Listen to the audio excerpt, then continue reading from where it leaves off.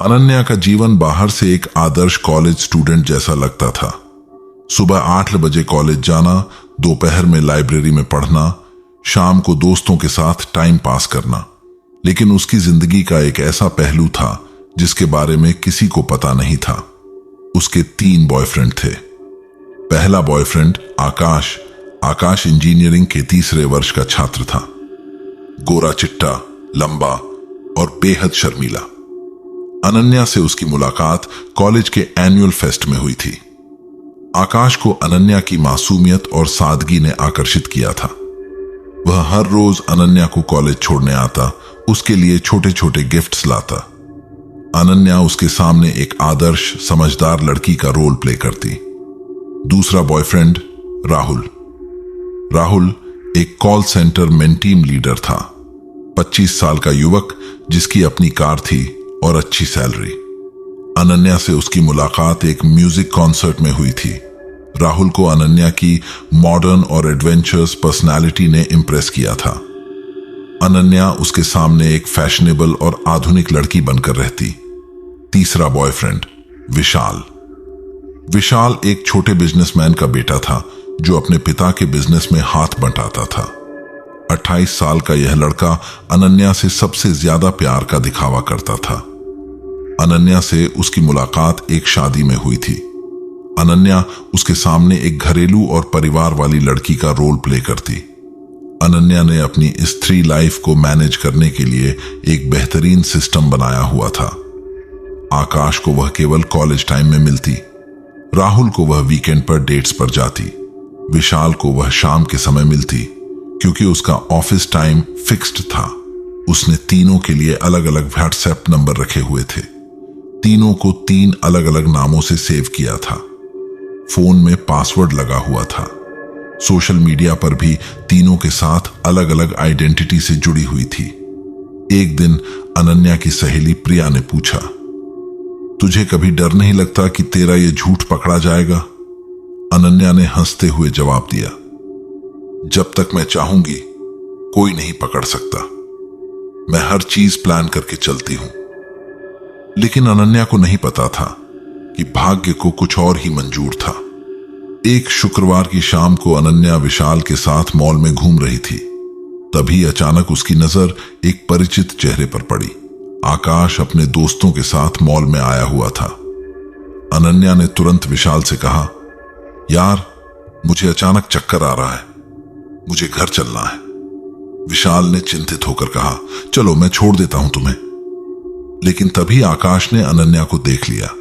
वह सीधा अनन्या के पास आया और पूछा, यह कौन है अनन्या, और तुम इसके साथ क्या कर रही हो?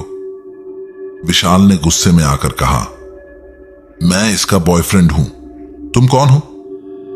आकाश हैरान रह गया। बॉयफ्रेंड? पर अनन्या तो मेरी गर्लफ्रेंड है। दोनों लड़कों के बीच तनाव बढ़ने लगा। अनन्या ने हड़बड़ाकर कहा, यह मेरा कजिन है।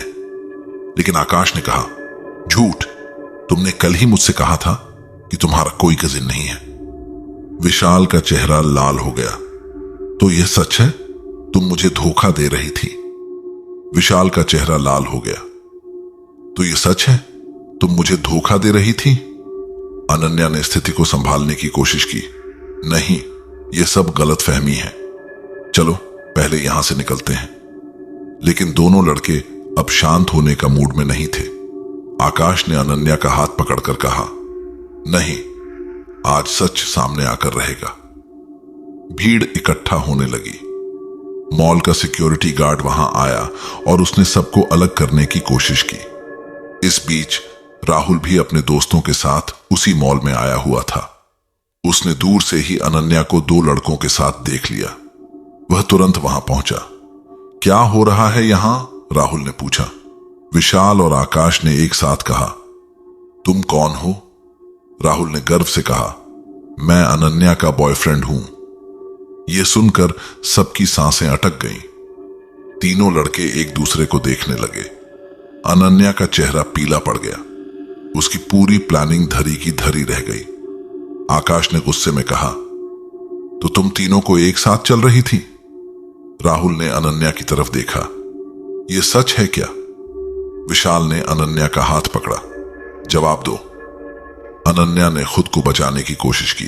सुनो, मैं सब समझा सकती हूं। लेकिन तभी मॉल का मैनेजर वहां आया और सबको सिक्योरिटी रूम में ले गया। तीनों लड़के और अनन्या एक कमरे में बंद थे। बाहर सिक्योरिटी गार्ड खड़ा था। कमरे का माहौल तनावपूर्ण था। तीनों लड़के अनन्या से सच जानना चाहते थे। अनन्या ने सोचा कि अब सच छुपाने का कोई फायदा नहीं है। उसने कहा, हां, मैंने तीनों के साथ रिलेशनशिप चलाई है, लेकिन मेरी मजबूरी है। राहुल ने गुस्से में कुर्सी पर मुक्का मारा। मजबूरी? क्या मजबूरी? अनन्या ने आंसू बहाने शुरू किए। मेरे पापा की नौकरी चली गई है। हमारे घर की आर्थिक स्थिति खराब है।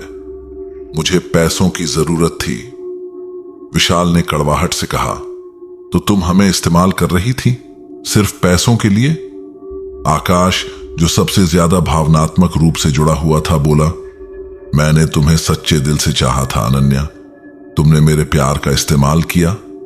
अनन्या ने सिर झुकाकर कहा, माफ करना, मुझे मजबूर किया गया। लेकिन तभी राहुल के फोन की घंटी बजी। उसने फोन उठाया और बात करने लगा। फोन पर बात करते करते उसका चेहरा गुस्से से लाल हो गया। फोन रखकर उसने कहा, तुम झूठ बोल रही हो अनन्या। मैंने अभी तुम्हारी सहेली प्रिया से बात की है। उसने बताया कि तुम्हारे पापा तो बिजनेसमैन हैं और तुम्हारी फैमिली बहुत अमीर है। यह सुनकर अनन्या का दिमाग चकरा गया। अब उसके झूठ का पर्दाफाश हो चुका था। तीनों लड़कों ने उसे घेर लिया। स्थिति और भी गंभीर होती जा रही थी। बाहर मॉल का मैनेजर पुलिस को फोन कर रहा था। अनन्या को अब डर सताने लगा था। उसने कभी नहीं सोचा था कि उसका यह गेम इतनी बड़ी समस्या खड़ी कर देगा। पुलिस आ चुकी थी और अब केस दर्ज होने वाला था। अनन्या की जिंदगी एक झूठ के जाल में फंस चुकी थी और अब इस जाल से निकलना मुश्किल हो रहा था। क्या आप अगला भाग चाहेंगे, जहां पुलिस की जांच शुरू होगी और अनन्या के राज एक एक करके सामने आएंगे? पुलिस ने तीनों लड़कों और अनन्या को थाने ले जाने का फैसला किया। थाने का रास्ता अनन्या के लिए मौत के सफर जैसा था। उसकी आंखों में डर साफ झलक रहा था। थाने पहुंचते ही सब इंस्पेक्टर राजेश सिंह ने मामले की जिम्मेदारी संभाली। उन्होंने सबसे पहले तीनों लड़कों के अलग अलग बयान दर्ज किए। आकाश ने बताया, सर, मैं अनन्या को 1 साल से जानता हूं। उसने मुझसे कहा था कि उसके पिता की मौत हो चुकी है और वह बहुत गरीबी में जी रही है। मैंने उसकी पढ़ाई का खर्च उठाया, उसे गिफ्ट्स दिए। राहुल का बयान था, मैंने अनन्या को 6 महीने पहले एक कॉन्सर्ट में मीट किया था। उसने खुद को एक रिच बिजनेसमैन की बेटी बताया था। मैंने उसे अपनी कार गिफ्ट की है और ट्रिप्स पर लेकर गया। विशाल ने कहा, सर, मैं अनन्या को 8 महीने से जानता हूं। उसने मुझसे कहा कि उसकी शादी की बात चल रही है और वह उस शादी से बचना चाहती है। मैंने उसे बचाने के लिए पैसे दिए। अब बारी थी अनन्या के बयान की। सब इंस्पेक्टर ने गंभीरता से पूछा, अनन्या, तुम्हें पता है यह सब गंभीर अपराध है। तुमने इन तीनों युवकों के साथ धोखाधड़ी की है। अनन्या ने रोते हुए कहा, सर, मैं माफी चाहती हूं। मैंने गलती की, लेकिन मैंने किसी का पैसा नहीं लिया। सब इंस्पेक्टर ने कहा, यह सच नहीं है। हमने तुम्हारे बैंक अकाउंट्स की जांच शुरू कर दी है। पुलिस ने अनन्या के फोन को फॉरेंसिक जांच के लिए भेजा।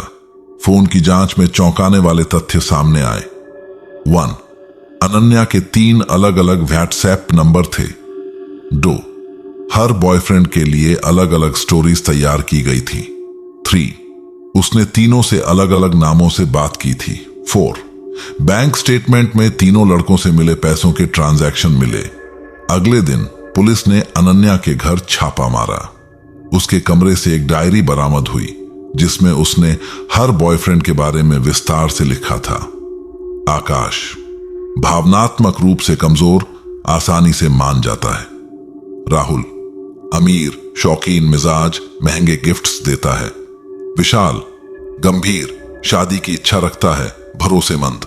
डायरी में एक चौंकाने वाली एंट्री थी, आज आकाश ने मेरी फीस भरी 25,000 रुपए। राहुल ने नए फोन के लिए पैसे दिए 40,000 रुपए। विशाल ने घर के किराए के लिए दिए 15,000 रुपए। कुल इस महीने 80,000 रुपए। पुलिस ने अनन्या के पिता से बात की। उन्होंने बताया, हमें कुछ पता नहीं था। अनन्या हमेशा पढ़ाई में बिजी रहती थी। हमने कभी सोचा नहीं कि वह ऐसा कर सकती है। जांच आगे बढ़ी तो पता चला कि अनन्या ने तीनों लड़कों से कुल 5 लाख रुपए से ज्यादा की रकम ली थी। उसने इस पैसे से महंगे कपड़े, ज्वेलरी और विदेश यात्राएं की थीं। एक दिन थाने में अनन्या की मां आई। उन्होंने रोते हुए कहा, मेरी बेटी ने गलती की है, लेकिन वह मानसिक रूप से परेशान है। कृपया उसे मौका दें। पुलिस ने अनन्या का मनोवैज्ञानिक टेस्ट करवाया। डॉक्टर ने बताया, अनन्या को क्लेप्टोमेनिया और पैथोलॉजिकल लाइंग का शिकार पाया गया है। उसे इलाज की जरूरत है। इस बीच तीनों लड़कों ने अनन्या के खिलाफ केस दर्ज कराया। कोर्ट में मामला पहुंचा। अनन्या को जमानत मिल गई, लेकिन उसकी इज्जत पूरे शहर में मिट्टी में मिल चुकी थी। कॉलेज ने अनन्या को निलंबित कर दिया। उसके दोस्त उससे दूरी बनाने लगे। समाज में उसे 3 बॉयफ्रेंड वाली लड़की के नाम से जाना जाने लगा। एक शाम अनन्या अपने कमरे में अकेली बैठी थी। उसने अपनी डायरी के आखिरी पन्ने पर लिखा, आज मैं समझ गई हूं कि झूठ की इमारत कभी टिकती नहीं। मैंने सोचा था कि मैं सबको बेवकूफ बना रही हूं, लेकिन असल में मैं खुद अपनी ही बनाई जाल में फंस गई। अगले दिन अनन्या ने एक बड़ा फैसला लिया। वह सीधे पुलिस स्टेशन गई और सब इंस्पेक्टर से कहा, मैं सब कुछ कबूल करती हूं। मैंने तीनों लड़कों के साथ धोखाधड़ी की है। उसने पूरी सच्चाई बताई कि कैसे उसे महंगी जिंदगी जीने की लत थी और उसने इसके लिए यह रास्ता चुना था। कोर्ट में अनन्या ने जज के सामने कहा, मैं अपने अपराध की सजा भुगतने को तैयार हूं।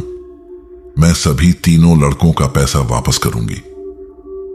जज ने अनन्या को 3 साल की जेल की सजा सुनाई, लेकिन साथ ही मानसिक इलाज का आदेश भी दिया। जेल में अनन्या ने अपनी गलतियों पर विचार किया। उसने साइकोलॉजी की किताबें पढ़नी शुरू की और समझा कि उसे वाकई मदद की जरूरत है। 2 साल बाद अनन्या को जेल से प्रोविजनल रिलीज मिली। वह अब एक अलग इंसान बन चुकी थी। उसने तीनों लड़कों से मिलकर माफी मांगी और उनका सारा पैसा वापस किया। आज अनन्या एक काउंसलर के रूप में काम करती है और युवाओं को रिलेशनशिप्स में ईमानदारी बरतने की सलाह देती है। वह कहती है, एक झूठ आपकी पूरी जी।